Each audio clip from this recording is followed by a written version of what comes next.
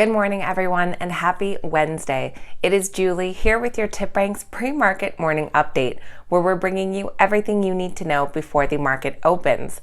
I am here Monday through Friday with videos out before the opening bell, so make sure that you're subscribed to the channel and turn those notifications on so you can stay up to date with all of our latest videos. Now today we'll be taking a look at exciting stock market news, our biggest gainers and losers, as well as notable earnings reports. So here we go, starting off with stock market news. U.S. stock futures are bouncing back this morning and are currently in the green. We had the Dow futures up 0.2%, S&P 500 up 0.3%, and NASDAQ futures up 0.5% so far. Ericsson has inked a couple of strategic partnerships. The first with Telarus, as it looks to target the $90 billion small and medium business market in the U.S. The partnership will allow the communication infrastructure company to market Ericsson Wireless Office through Telarus, a U.S.-based sales agency, to a wider pool of businesses. Ericsson seeks to further target businesses by having its Cradlepoint division team up with AT&T to deliver an array of 5G enterprise solutions in the U.S. They will offer the first nationwide 5G broadband network for businesses. The service will allow businesses to choose the optimal solution, quality of service, and speed for their needs without incurring overages. The Ericsson stock currently comes in as a strong buy, with an average upside potential of 26%. Twitter plans to make it easier for users to discover and read whatever is happening in and around the world. They will be acquiring Scroll, the micro-blogging platform, which hopes to make it easier for publishers, journalists, and writers to connect with readers. Scroll is a meaningful addition to Twitter's subscriptions offerings as the networking giant looks to shape its subscription service.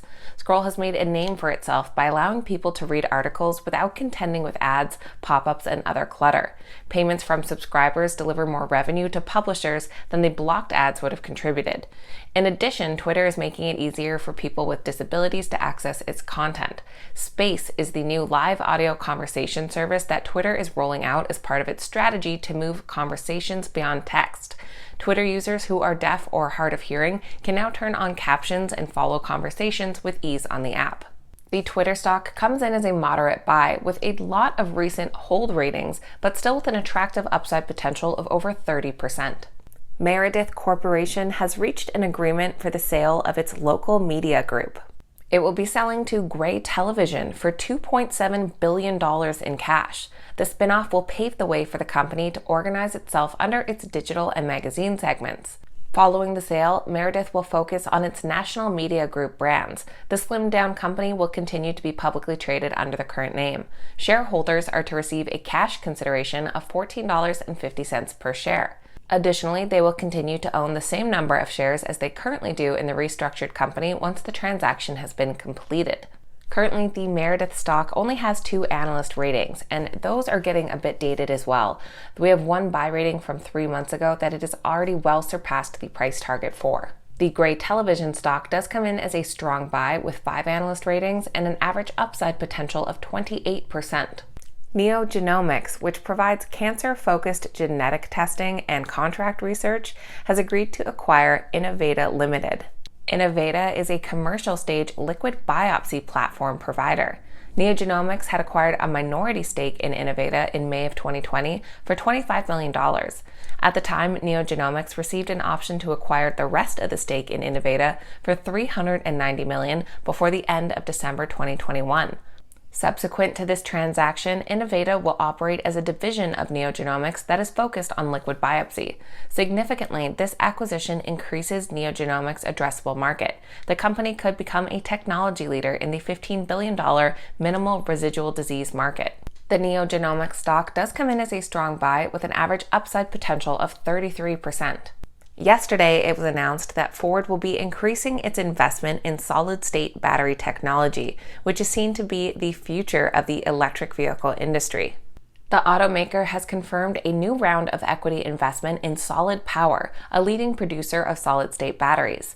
Ford's investment will go a long way toward accelerating the solid-state vehicle battery technology that Solid Power is working on. With the new investment, Ford becomes an equal partner with BMW in Solid Power. The Ford Motor stock does come in as a moderate buy with an average upside potential just shy of 17%.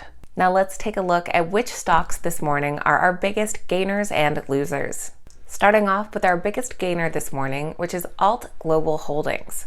Under the ticker DPW, they're currently up 38%, followed by Athenix under the ticker ATNX, who's currently up 33%, and iBio under IBIO, currently up nearly 28%.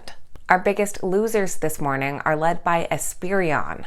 Under the ticker ESPR, they're currently down 31%, followed by CoCrystal Pharma under COCP, who's currently down 26%, following a gain of 72% yesterday, and Intrusion under INTZ, down 22%. Now moving over to notable earnings reports.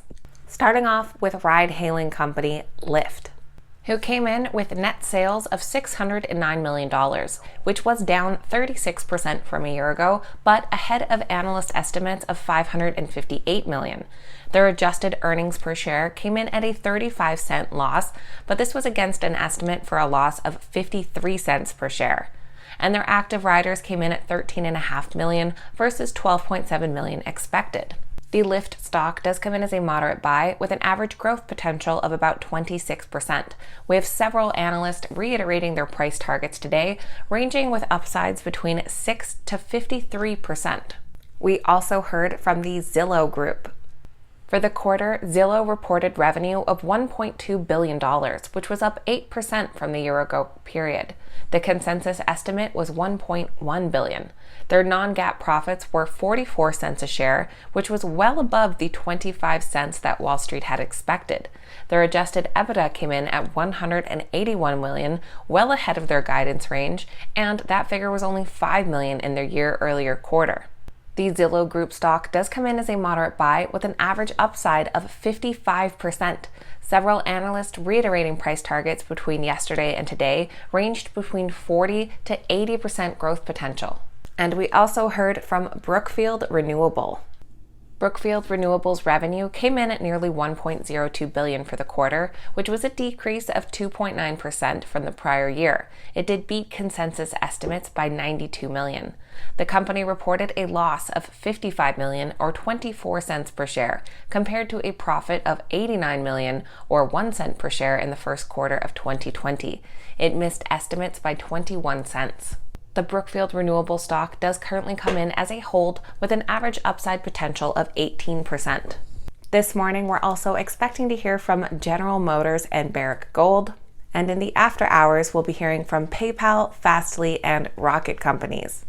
So that is everything for Wednesday's pre-market morning update, getting you up to speed before the market opens. If you enjoyed today's video, make sure you hit that thumbs up button and say good morning in the comments down below. I always love hearing from you guys. Thank you so much for watching, and we will see you back here next time.